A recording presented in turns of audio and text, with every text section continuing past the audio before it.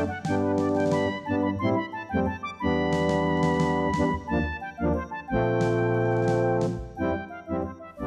afternoon, ladies and gentlemen. I'd like to welcome you to the Eisenhower Presidential Library's Remembering Vietnam Veterans panel.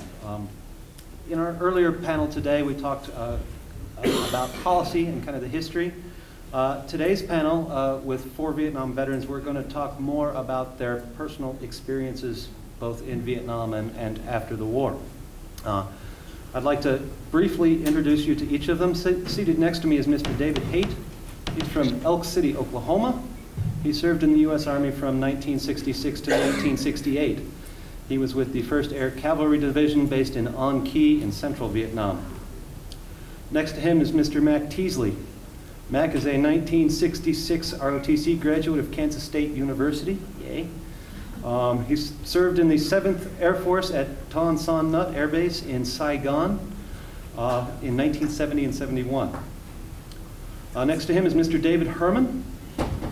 He enlisted in the United States Navy, served at Camp Tian Sha in the port of Da Nang from September 67 until April of 1969. And finally, we have Mr. Jim Deister.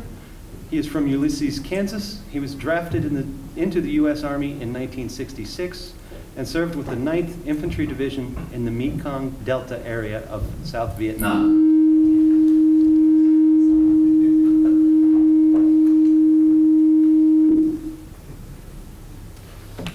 Okay, now that maybe you can hear me, what we're going to do today for this panel, I'm going to run it a little differently. I'm going to give each of these gentlemen a few minutes to do the impossible and try and tell their Vietnam experience in 10 minutes or less.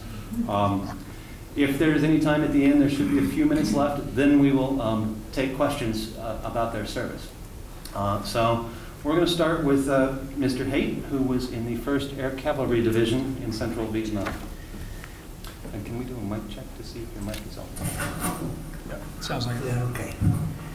Okay, I arrived at Cameron Bay in around April 19th, 1967, and flew into one of the forward base camps, and eventually wound up on Joined the 1st Air Cavalry Division. For the first 9 months I was there, we were operating in the Central Highlands in Binh Dinh Province. Typically, we were in the infantry outfit, Company C, 1st Battalion, 5th Cavalry, and that was operating out of in the Central Highlands, not all that far from the coastal plain. And typically what we do, we were a helicopter-borne operation, so the helicopters lift us in the area, run patrols, set up company command posts, and then send out patrols, night ambushes, and that type of thing. That was just kind of your average, typically what we did day in and day out. So you'd fly into an area, check it out, look for signs of enemy activity, run patrols. And so then if you heard there was any sign of activity, you could quickly bring us to an area where they'd pick us up, airlift us to another area, and we'd carry out what was known as combat assault or air assault, Charlie Alpha as we called it, and you just hope you didn't land in what they called a hot LZ, landing zone, where the enemy is actually shooting at you.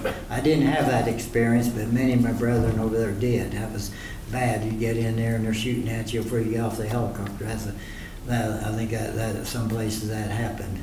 I can describe my experience in a nutshell being peripheral. We were lucky.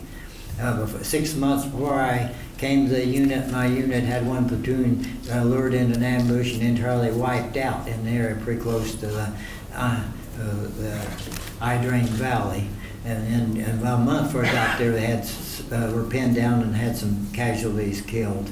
When I left the company in April '68, they were just going into the Quezon there and relieving the Marine base, BC's base at Quezon. They suffered more casualties in those operations in a few days than they did all year. If I remember right, during our year, we had 11 killed and maybe 2 or 3 dozen wounded. Most of those casualties were by booby traps. Typically, in fact, the closest closest shave I had was a booby trap, which actually we started to move out one day, and two guys moved in front of me just as we were starting to move out, and the booby trap went off and hit both of those guys, and I wasn't scratched. One of them was sent to Japan, never came back. So that was the nature of the war, booby traps. And then also that particular day, the GIs would get careless, and found something they were pulling on. It later on turned out that cord is pulling on, attached to a 105 artillery round. If that thing had gone off, it would have probably made casualties out of most of us. So fortunately that didn't happen. So that was kind of the nature, just day in, day out, air assaults, patrols, looking for enemy. Hope you didn't find them. You didn't really want to firefight, but you know you had to do if you had to. That's kind of in a nutshell what we did. So I'll rather than drone on. I think I've summed it up, and you can ask questions later. I'll let these other gentlemen follow. All right, Mr. Teasley. Well, I was a military brat growing up, Air Force brat. Moved all around Albuquerque and Tucson and Guam and Germany. Graduated from Frankfurt American High School. Go Eagles. When it came time to go to college, came back to Kansas State University since it was in-state tuition. I'd never lived in Kansas prior to that time to speak of, but that's our in-state.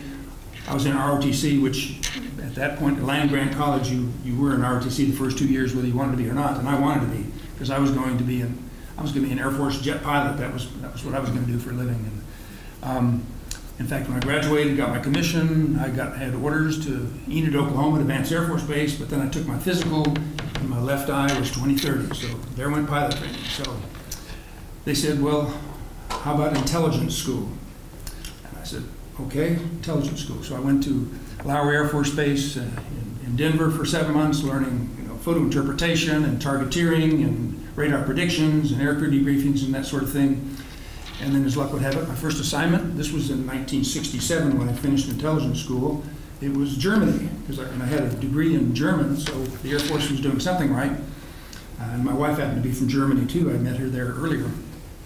So I was in Germany for 3 years at a reconnaissance technical group, working with tactical target intelligence information. You could tell the war was on, although we weren't, we were far from Vietnam, because I got promoted from second lieutenant to captain in 3 years. It usually took 4.5 or 5 years, so you knew that the war was on. But being over in Germany from 67 to 70, I missed Kent State, I missed ROTC buildings being burned, I missed the Chicago riots and the 68 convention, things like that. So the war was a distant thing for us really until April of 70 when I got my orders to go to Vietnam. So we were leaving Germany, went back to for a 30-day leave in Louisiana, where my father was career military, as I said, and so he was stationed at England Air Force Base in Alexandria, Virginia. Spent 30 days in July in the middle of Louisiana, which got me acclimated for Vietnam, actually, when I think about it. And at that point, then I kissed my family goodbye, my wife, Inga, who's here, and our 2 daughters. Sandy's back there. She was 3.5 when I left, didn't see her for a year. Sorry, Sandra. Went to Vietnam and arrived in about the 1st of August of 1970. And I've told the story this morning about 365 and a wake-up. We had 365 days and a wake-up to get through. I was at Tan Son Nhut Air Base, which is a big Air Force base on the outskirts of Saigon, north of the city. And I was in intelligence. I was a compound inside a compound at 7th Air Force. We had special security clearances that were above top secret, so I could not travel around the country. I could fly, but I couldn't travel. I couldn't leave the Saigon area. At night, the closest I was to combat, we could hear the B-52 strikes, arc light strikes, and artillery at night. So like you hear Fort Riley practicing 25 miles away. We could hear that sort of thing. And I had a helmet and a flak vest in case I needed it. But I was an intelligence officer at headquarters 7th Air Force, and I was in the Operational Intelligence Division in the SAM missile branch, that's surface-to-air missiles. And we kept track of all the surface-to-air missiles in South Vietnam and North Vietnam, and where the locations to keep pilots out of harm's way. And we'd send out daily messages, and we'd look for updates, and we had all source information, reconnaissance satellites, and in electronic intelligence, ELINT, and so forth. So that was my job. And there's another mysterious building in that compound, which I wasn't even allowed to go to. Those were the operators that collected the intelligence in its raw form before we got it in a message. So compartmentalization was the key there. But so our missile shop had maps of Vietnam and Laos and Cambodia covering the walls, and we had these rings drawn around where you should avoid if you were flying an airplane.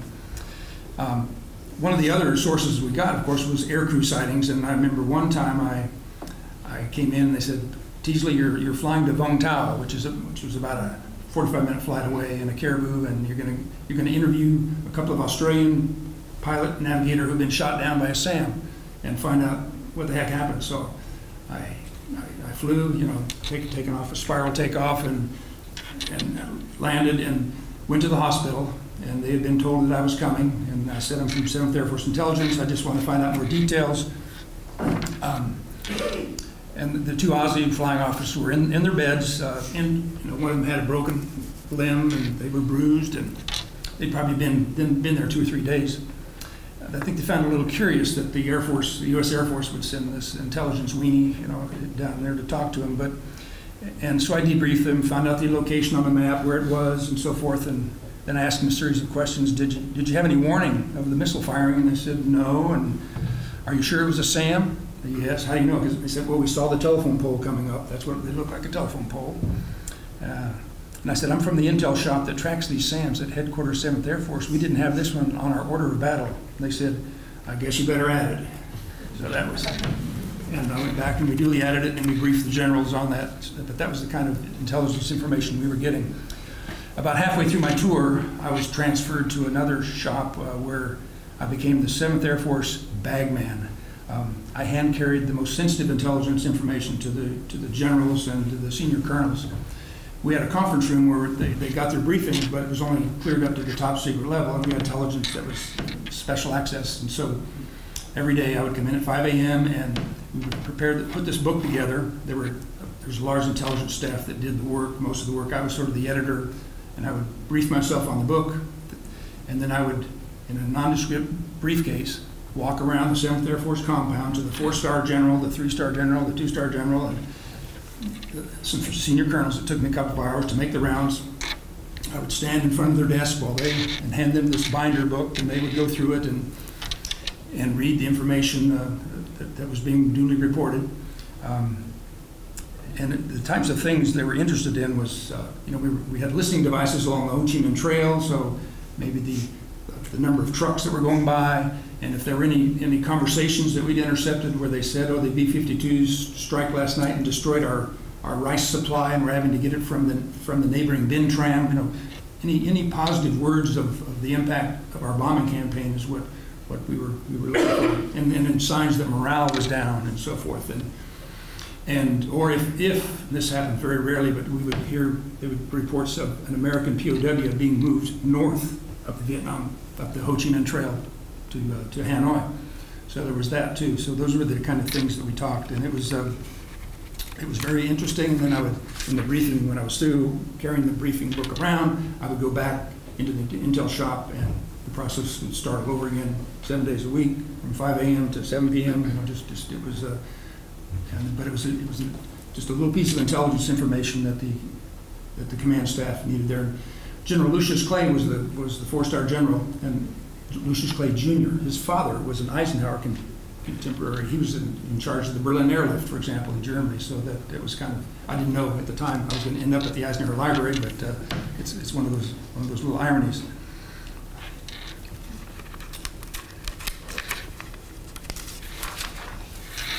One of the opportunities, use the term loosely, I had was to spend a day at an interrogation center. I was not in human intelligence, so I didn't have to do interrogations. I had an opportunity I was invited to be in that career field, that part of intelligence, but it wasn't for me. They said, how are you at lying, and how are you at sending people off on a mission knowing they won't come back? I said, apparently I didn't answer positively enough, so they didn't take me for human, which is, I take that as a compliment.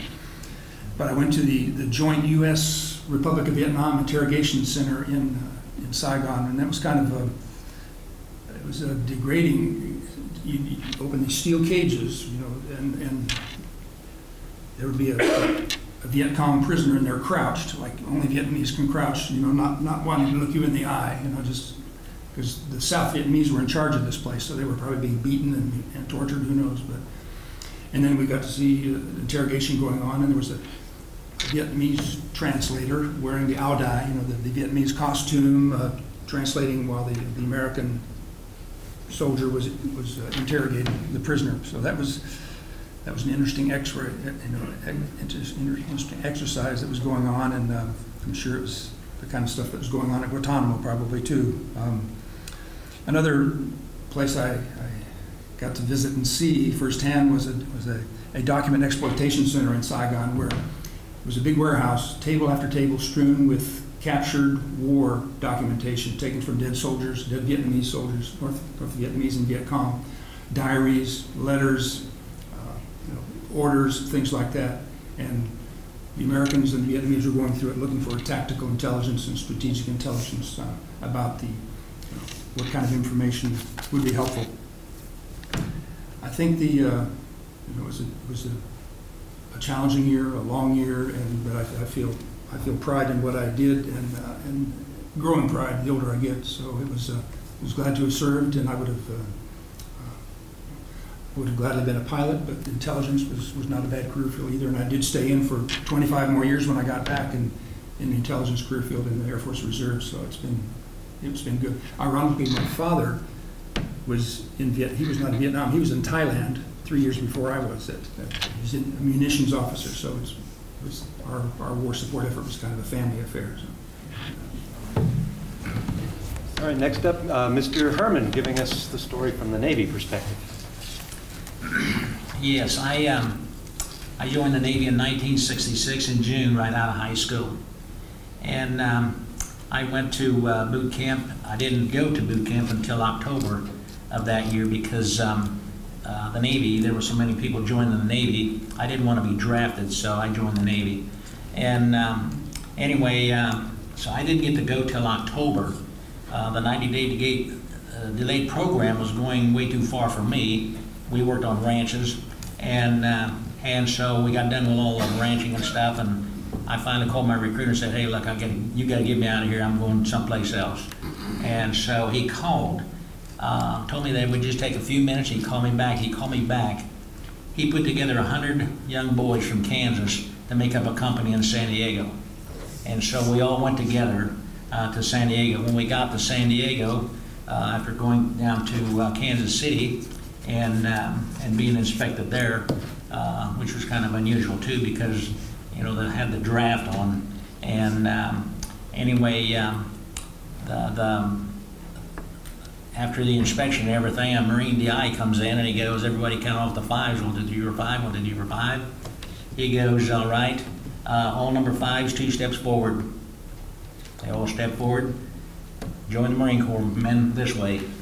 And so they were Marines. Now, don't tell me that the Army was the only one that drafted. And but anyway, I'm glad I wasn't number 5. And but anyway, I went to boot camp.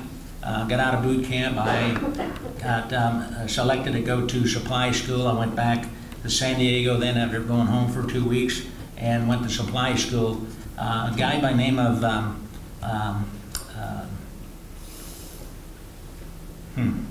okay, that's age showing. Anyway, from Topeka, Kansas, Arlen Nightingale. We both went to supply school together, so we became really good friends.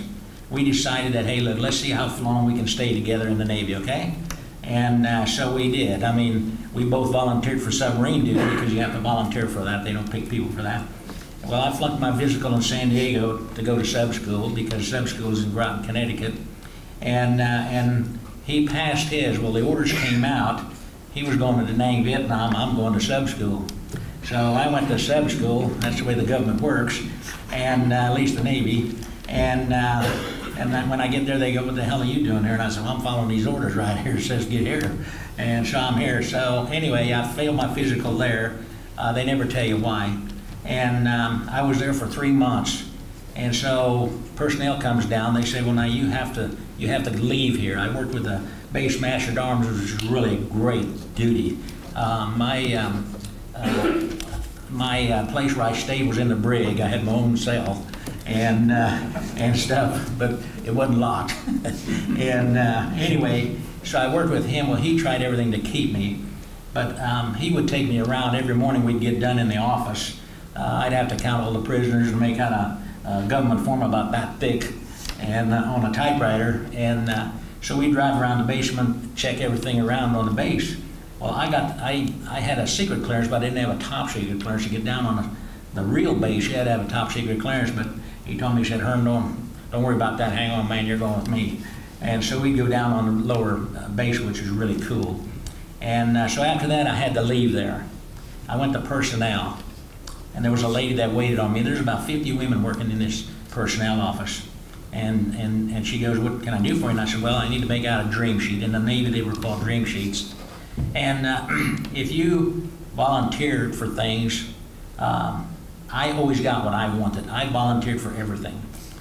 And so I told her, I said, well, I says, how many dream sheet? I filled it out. I filled it out. I put it under Da Nang, Vietnam.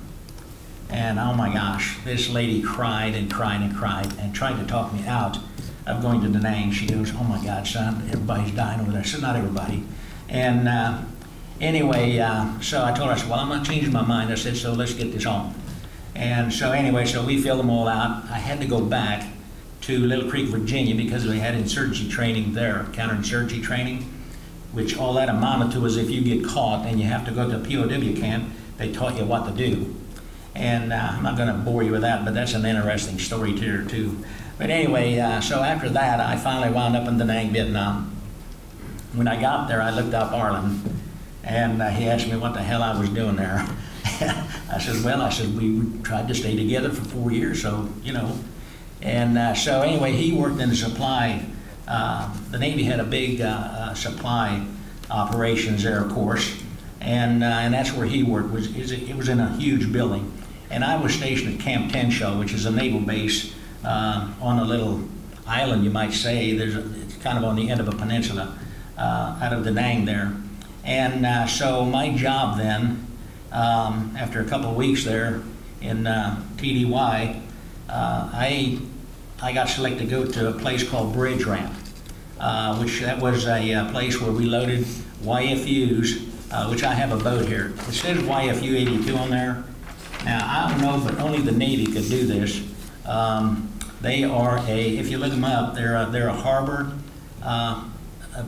harbor utility boat.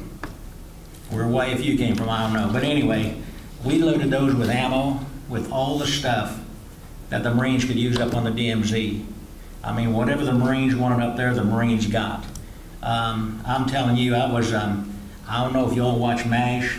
I love MASH because everybody has a major, like Burns or whatever. And anyway, I was like Radar O'Reilly. If you needed it, you tell me you got it. And so we traded and traded and traded. We unloaded 3 personnel carriers one time that had 50 caliber machine guns on them for the Arvin Army. And anyway, they were parked over by our office. Our office was a 2-story building. And anyway, this gunny sergeant from the Marine Corps comes off this boat and he goes, man, he says, is there any way? He said, you know, my unit could sure use a 50 caliber machine gun. I go, no kidding. I said, well, Gunny, I said, there's 3 of them right over here. He says, I know, I'm looking at them.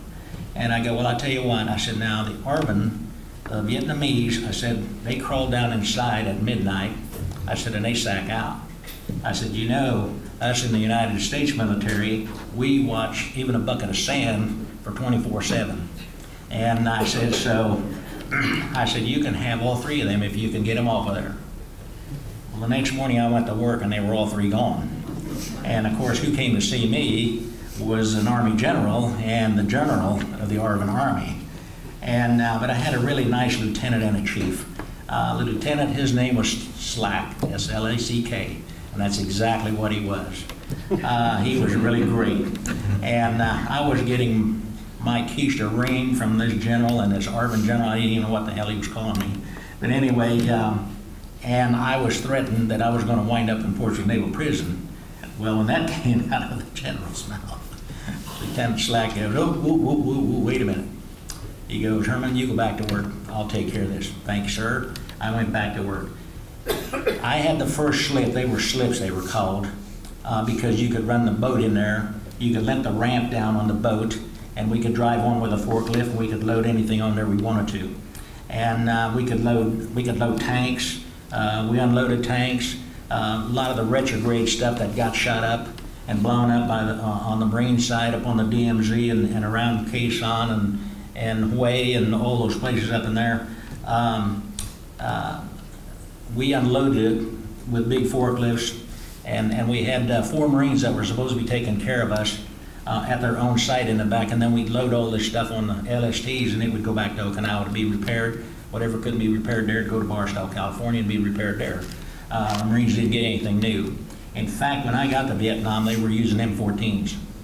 That was in '67. In '68, later on, in the latter part of '68, is when they got M16s. And they surely wanted their M14s back because they couldn't get the M16s to work in the sand pile. But anyway, and like I said, we traded for everything. If they needed, you know, we had briefers at the naval facilities there where Arlen worked, and everything for all the food and stuff that the Navy needed and whatever, you know.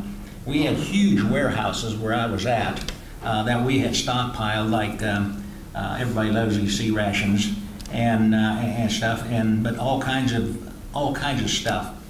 And so we traded for booze, either hard liquor or beer, for cases of ribeye steaks, which those ribeyes had no fat in them. I'm telling you, they were good.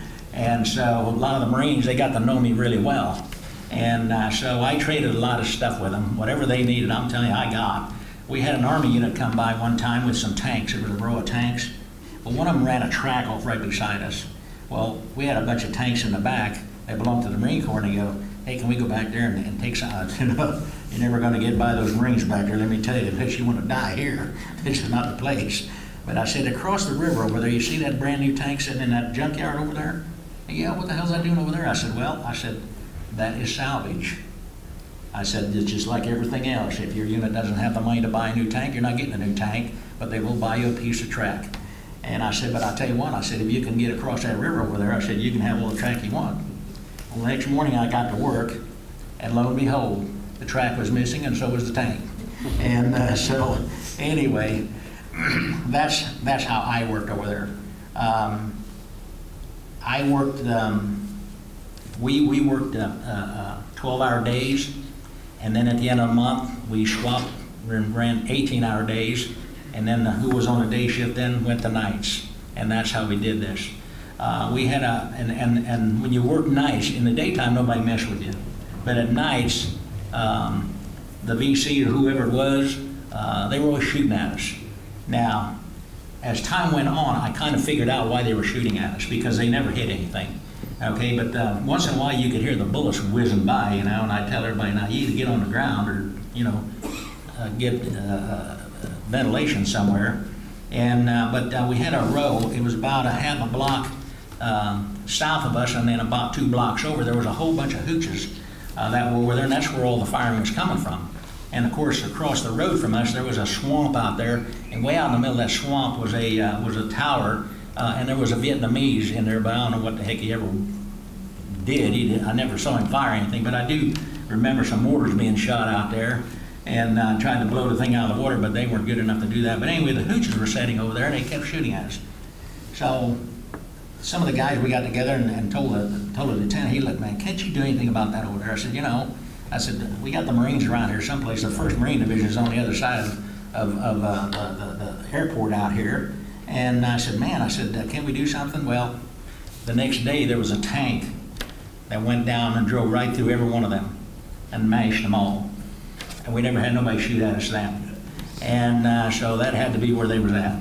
And but you know, sometimes when I do this, I speak to senior classes, and they ask me, you know, well, do you shoot anybody? Well, that ain't none of their business. And besides that, the Navy, where I was at, we didn't have weapons. We had M16s, but they were in a locker inside our chow hall that were locked up. And so it didn't matter who shot at us. All we could do is throw rocks back. But But anyway, loading all these boats, we had a pile of black powder, which comes in tubes for some gun. Normally, we loaded out a lot of 175 millimeter rounds, which is about this big a round and about, I would say probably about this tall. And there were 6 in a pile, and they were heavy. And black powder to go with them. But we had a pile of black powder that would fill one of these YFUs, and or at least fill half of it. We had a rocket come in one night and go right down the middle of that pile and never went off. If that thing would have went off, it would have wiped out a lot of things. We had an Army unit come by late in '68 that we loaded on an LST. We loaded all their equipment on, the upper deck down in the bottom of it, and all the guys that was with it. Well, it was hot, humid, and the smell was something else. But anyway, I had just gotten there, and the rocket came down. Now, this is why I say when somebody was shooting at us, I think they were checking their coordinates. I think they were figuring out where everything was that they needed to hit, because this rocket went right down in the middle of them on top deck. The rocket went through there, right in the middle of them, and down into the lower compartment. Didn't do any damage in the lower compartment, but I'll tell you what, it wiped out everything on the main deck. And so, we sailors, we had to go around with paper sacks and pick up the pieces and stuff. So, anyway, there were several things that happened like that. Just about every week, sometimes 2 or 3 times a night, we'd get shot at, and just enough to aggravate you and things. But you know, we didn't have any weapons, like I said, and so we had to depend on 4 Marines back there in the backyard to protect us. Well, on February 27th, 1969, I got to work, and we had a boatload of dynamite, gelatin dynamite that comes in sawdust because it sweats. And so our job, now, we were loading a bigger boat right beside it, a YFU. In fact, it was one of the newer classes, because all these guys need is about 3 foot of water to run this boat up to where it had to go to, whether it be way or wherever. And and even if the rudders, the props did run in the mud, it didn't make any difference to them boats, or those boats. Anyway, but on February 27, 1969, the boatload of dynamite was sitting in my slip. Now, these guys that operated these boats, they would actually race to get to my slip. It was wide enough to put 2 boats in, and we could work 2 boats at one time. There was 3 of us on a team. And anyway, it was myself, I was in charge. And then there was Theodore Spencer Hamner III, I'll never forget that name, from Tuscaloosa, Alabama. And then the other one was Thomas Edward Adams from Topeka, Kansas. That made up our team. I could tell you a real story about Thomas Adams. But anyway, it'll take more than my 7 minutes. And, but anyway, we went down, and our job was to load the bigger boat with 175 millimeter rounds. Half the boat in the front was that, and behind that was all the black powder for it. And it was probably about, I'm going to guess about 2 o'clock in the morning, maybe 1 o'clock in the morning.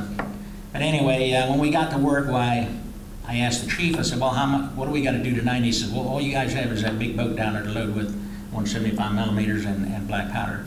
Well, I told all the guys that operate these boats, when you get here to my slip and you let the ramp down, I said, you guys get to go to sleep. You don't have to have anybody out here on guard. I said, you can even tell the captain of the thing, whether he was an E3, an E4, an E5, it didn't matter. Whoever's in charge is the captain of the boat.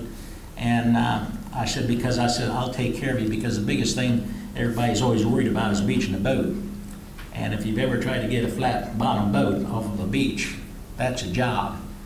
We got one stuck one time, and it wasn't my fault.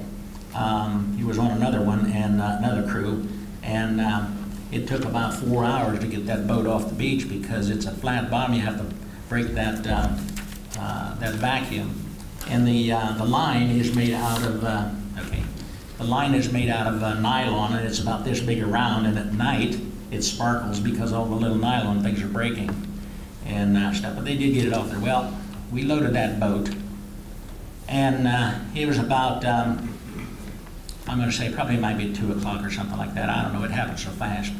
But anyway, we decided, well, who's going to load that boat? And I said, well, it doesn't matter to me. I said, if you want me to drive the forklift, I'll drive the forklift. You count, whatever. One guy had to drive the forklift, one guy had to count, and one guy had to do nothing.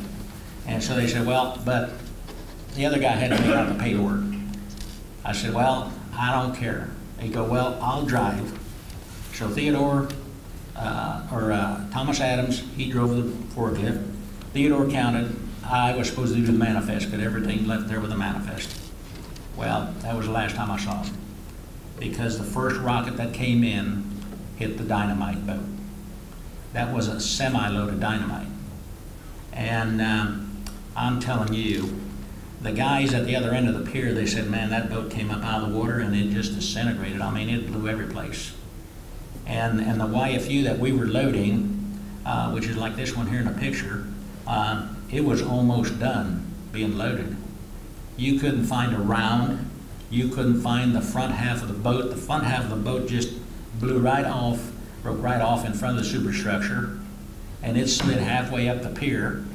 And the forklift that Thomas was on was still running. It was sitting there idling, and it was on the ramp. The other boat, you couldn't find nothing of the other boat. There wasn't a piece over 2 foot square. And as far as Theodore, it blew Theodore overboard.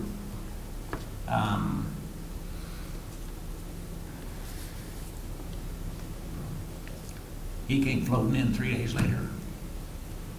Yeah. And so, anyway, and after that, the chief never let me back into that pier. But the guys that ran those boats, man, they loved me to death, because I would never let them get stuck on the beach and stuff. And I actually went over to an area where there was a bunch of huge crates over there. And so I looked in one of these crates to see what the heck it was. It was all personnel from Fort Riley that had gotten killed over there. It was all their personal stuff in this crate.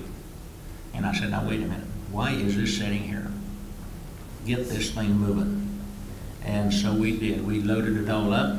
And the Vietnamese people, oh, I'm telling you what, they were so nice to us. They worked for us on the ramp. They would even tell us who the VC were and stuff, and point them out to us and stuff. And of course, I like to have fun. If I'm not going to have fun, I'm not doing it.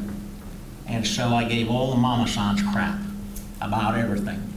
And they loved me to death. In fact, I even had a Vietnamese young man. He was 17 when he went to work for me. And he always called me Harmon. What we do next, man? What we do next? You know, and we did a lot of stupid stuff just to make him laugh.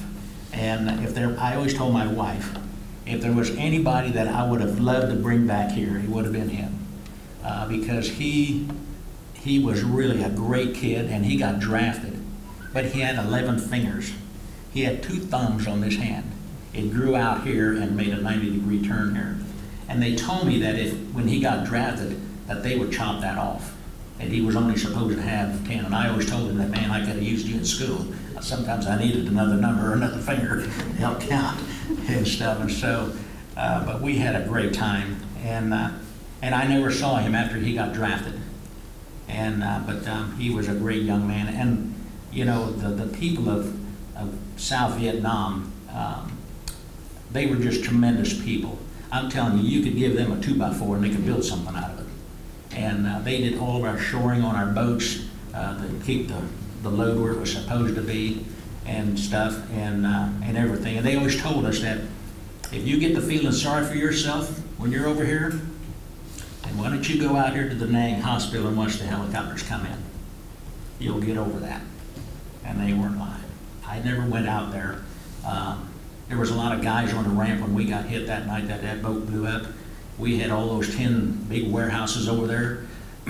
All that you saw was the frame. The tin was all gone. I mean, unbelievable.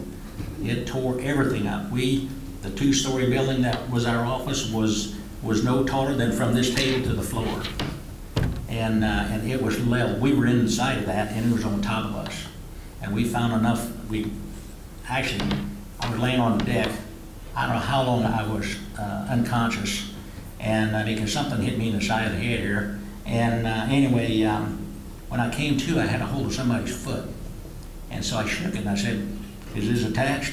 And he goes, "Yeah." I said, "Great." I had everybody sound off down there who their names were, and everybody was okay. I said, "All right, well, let's find a hole and get the hell out of here," because we had a big bunker right outside the building. We got out there and went into the bunker. And it wasn't until sunlight, when the sun was coming up, that we finally had an opportunity to come out there. And I mean, we had, you ever have to listen all night to people hollering and screaming for help. Now, the thing about it was we had two Marines in our bunker. They both had 45s. One guy came in the bunker, I swear, his 45 hit his backbone. He had it stuck in his stomach so far. And because nobody was coming in there, because we were afraid, because, you know, in that time of the year, that's when they were trying to overrun all the military installations. And so everybody was on high alert. And so these guys here, man, I'm telling you, they were serious and stuff. And so, but we finally got out of there, and I was supposed to go on the medic truck, anyway, out to the hospital, but I didn't. I did. Time's up. All right. Thank you. Your undivided time. All right, and last up is Mr. Jim Deister. Okay, Jeff, I want to try the mic. My voice doesn't carry well because of war wound. I guess it's working okay? Okay. My wife and I were married in August of 1966. In October of 66, I went for my pre-induction physical. In November of 66, I was in the United States Army. I went through my training as a combat engineer, but the Army wouldn't send me to Vietnam at that time until my daughter was born. This picture here of me holding my newborn daughter. 19 days later, I ended up in Vietnam. She is, in fact, sitting right back there now. It's a few years older. After processing, I was assigned to the 15th Engineer Battalion, which was attached to the 9th Infantry Division. At that time, 1967, each infantry battalion was assigned an engineer platoon. Our platoon was attached to the 5th of the 60th Infantry in Vinh Phu, Vietnam, which was between Saigon and about halfway to the Cambodian border. Our area of operations was basically in the Plain of Reeds section, which straddles the Cambodian and South Vietnam border, and also includes the town of An Lac, which was the site of a major battle in 1963 with the military advisors and the South Vietnamese Army. And it was considered a great communist victory. Over on that table is a medal called the Glorious Victory of Outback Medal. Later on, if we have time, I'll explain how he came by that. On November the 16th, which was my 22nd birthday, by the way, we took off on an operation in the Plain of Reeds. And I spent that day pinned down in the pig pen in Vietnam, half waist high in water.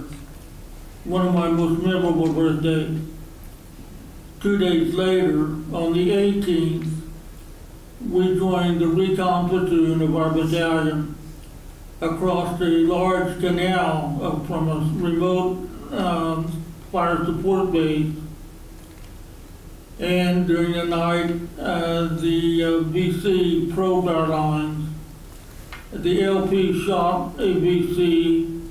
The platoon leader took me and an infantryman close to that LP and set us up. 30 minutes later, we heard a mortar slide down the tube.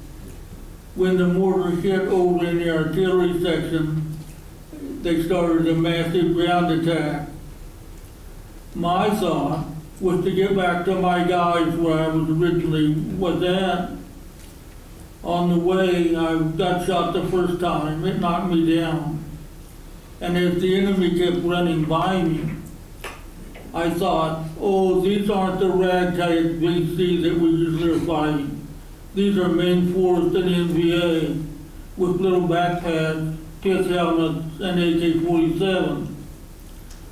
During a break in the enemy, I finally got strength to get up and start moving again. And I saw my best friend, who was killed that night, laying over some sandbags with blood on the back of his neck. And I was thinking, I have to get to him. Before I got to him, the lights went out. I had a gunshot wound to the head. And then for me, it became like watching a slideshow, where you see a slide, then miss 2 or 3, then see another one. But put together, nothing made sense. The first thing I really remember was a bright light, almost like that light back there, shining into my face. And a good-looking nurse writing me a note. She said, do you know where you're at? I said, last night I was in Vietnam. She said, that was 3 weeks ago, and you're in Japan now, and you'll be going home soon. Well, sure enough, 24th of December, I landed at Fitzsimmons Army Hospital, met my folks, my wife, my new daughter, and started my rehabilitation. I spent a little time at Fitzsimmons, more time at Walter Reed Army Hospital in Washington. The Army said, you're not fit for duty now. Would you like a medical discharge? Well, when we were at Walter Reed, we basically were on duty. And I was a runner for the medical records department. The colonel liked me. He wanted me to stay in the Army and promised me a promotion to E6 right away. I said, no, I just want to go home. So he said, what they'll do is offer you a medical discharge. Tell them no. Tell them you want to be retired with physical disability. It happened just like he said. They got me in a room, doctors came and they poked and prodded. And one of the doctors came up and said, well, would you like a medical discharge? I said, no, I want to be retired with physical disability. He said, well, this will take time. I said, well, I got nothing but time now. Said, it took about 2 or 3 days. So I came back to Kansas. I was able to complete my degree in psychology. In those days, I had no hearing on this side, but I had enough hearing in this ear that I could do fairly well face to face. So I was able to complete my degree, got my master's degree in rehabilitation counseling, went to work in Salina for the Vocational Rehabilitation Services for the state of Kansas in 1972, and worked 40 years, 5 months and 15 days. But at the end of that time, I had a bad infection in this ear, and I lost a lot of my speech tones. After I retired, I had a real bad infection and basically I lost most of my communication sound. Now I can hear people talk, but it sounds like they're 3 blocks away. So I'm resort to communication or technology for communication. But I always wondered, how did I survive that? With a gunshot wound to the head, a gunshot wound to the chest, multiple fragment wounds. And I always wondered about the other guys. Did any of those guys survive? In 1988, I picked up this book about Medal of Honor recipients in Vietnam. And I was just thumbing through it, and the first thing that caught my eye was the date, November the 18th, 1967. I looked at the place, west of Cayenne, Vietnam. I said, boy, I was there. Let's see what this guy has to say. Sammy Lee Davis, the Medal of Honor recipient, related the information to the author, and everything that he said, but I remember. And he got to the point where he saw a black man across the canal waving his bush hat for help, yelling, "Help us, we're Americans." And he thought to himself, not too many black guys fighting for the NBA, he must be one of ours, so I've got to go get him. So he came across the canal, even though he was severely wounded himself, couldn't swim. He took an air mattress, and he went looking for that guy. And poking around the bushes, he found 3 guys, and one was shot in the head. Oh boy, my heart flew clear up here. I thought, oh, could this be? So I tried to get in touch with him, didn't have much luck. But when we had the Vietnam Veterans Traveling Wall in Salina in '88, I asked the fellow who traveled with the wall, and he says, I know him, let's get a hold of him. So we did, we met, we confirmed it, and I've been very, very fortunate to be with Sam at places across the United States, to meet many other Medal of Honor recipients. And one of the talks, when he talks, he gives good advice to people. And if you know Sam, he's just a big old smiley bear. And in one of his talks, he talks about you not only have to be willing to die for your country, you must also be willing to live for your country. And I've sort of taken that to heart and become involved in a lot of different veterans organizations. Right now I'm in many VFW, American Legion, Disabled American Veterans, Vietnam Veterans of America, Retired Enlisted Association, and I'm officer. They want me to shut up already?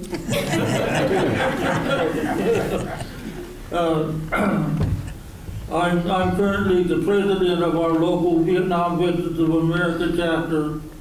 I'm also the POWMIA coordinator for the state of Kansas Vietnam Veterans of America. I'm the finance officer for the Military Order of Purple Heart chapter in Salina, and who knows what else. But I like to be involved with veterans, and to all you Vietnam veterans, I say welcome home. In 2016, we had an opportunity to return to Vietnam. A military surplus company took Sammy and I and our wives back to Vietnam, back to the spot where he earned his medal and where I was wounded. And we met with 5 of the enemy who were there that night. And that provided some information. But I would recommend to any Vietnam veteran who has a chance to return to Vietnam to do that, because it's a completely different country. This morning they were talking about that. The people are very friendly. My wife was amazed at how friendly the Vietnamese were to Americans. But the first thing that caught my eye was a McDonald's restaurant and other modern buildings like that. and the kids going around with their iPhones like this, and I'm thinking, who won this thing anyway? But it's a completely different country, and you remember when you got off the plane at Tonsanoo, the humidity and heat hit you in the face, then the smell hit you. This time, the heat and humidity hit you, but the smell was not there. So I think you all would be surprised if you went back. And I probably have used more than my 2 minutes.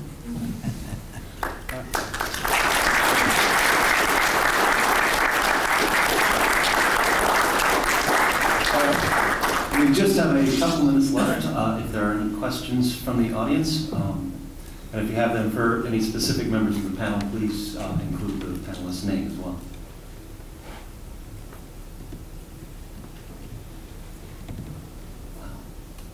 You want to hear some funny stories? If it's short. No questions at all? As somebody who studies oral histories and tries to take the memories of veterans, sometimes it's kind of hard to get them to open up about their service. Panels like this I really enjoy because it does provide an avenue for these stories to get told. And it provides an avenue for people to hear not just the stories of the generals and the presidents that start wars and run wars, but of the men and now some women who are the ones who end up having to fight those wars. So, I do have a question for the panel. As part of when I was district senior advisor in Ben Long, I had to fill out the Hess report. Is anyone familiar with the Hess report? This gentleman is right here because he was a district senior advisor also. It's the Hamlet evaluation system. And they would come around, it was a big computer sheet, and as a district senior advisor, I'd have to fill it out, page after page after page. And I took my job very seriously, and I would fill it out. You had 1 through 5. I would fill it out 3, 4, 2, put in a few 5s. And I did that for 2 months. And on the 3rd month, the major stopped, turned off the helicopter, and he came in and he said, "Lieutenant Funk, we got a problem here. You're filling this report out with 3s and 4s, a couple of 2s, and a few 5s. He said, "Congress doesn't want to hear that. They want all 5s. And I said, "Well, I'm filling it out as honestly as I can. We have certain problems with pacification, defense, bed caps, different things like that." He said, "It makes no difference. 5s. So from then on, 5s it was. And that's what Congress wanted to hear. And I wonder if that's probably one of the problems with the war, is that Congress wanted to hear certain things, and they didn't want to hear the bad. And all the while I was doing this, I was improving the pacification of that district.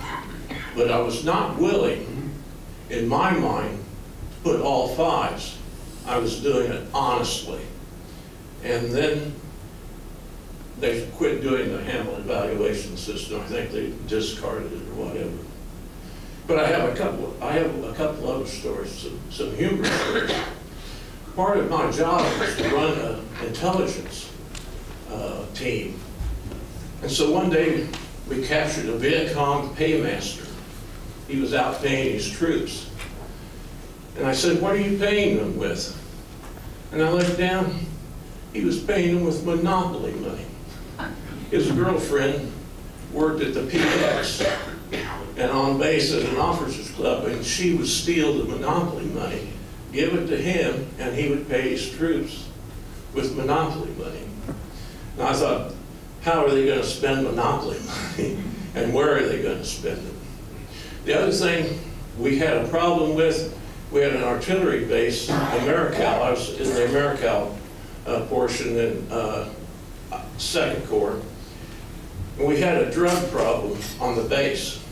The captain came to me and he said, Lieutenant Funk, your people are smuggling marijuana into my men here. They're shooting, and I had to evacuate a lot of them because they would shoot themselves or get in knife fights or whatever. He said, I want it to be taken care of. So I got with my people. We went out. We trapped the mama-sons and took the marijuana off the street there. Well, later on, he came to me and said, Lieutenant Funk, we have another problem. I have heroin on this base, and I want it stopped. I said, I'll take care of it. Well, we'd set up some few traps and everything. We got our intelligence going. He had a houseboy, a Montagnard boy, about 13 years old, named Randy. I came back to him one day and I said, Captain, the person getting your heroin on this base is Randy. That captain laid into me and said, Lieutenant Funk, you idiot, don't you ever tell me that my houseboy was getting heroin on this base. He turned to his XO and he said, go find Randy. XO came back 5 minutes later and said, Randy ain't here. He jumped the first plane back to Chulai. Randy was no dummy. No more heroin got on the base. So you had all these different problems, working with the American people, working with the Vietnamese. But this is just some of the things I wanted to tell everybody that I did. All right, we have time for maybe one more before we have to get ready for the next keynote speaker.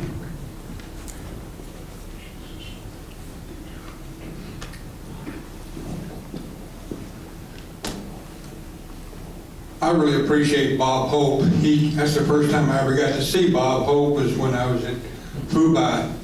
He came out and he performed for us, and he brought along the Gold Sisters. You remember the Gold Digger Sisters? We had them flatbed trailers. We set them flatbed trailers up for his stadium. So the SOS, they really took care of the Americans over there.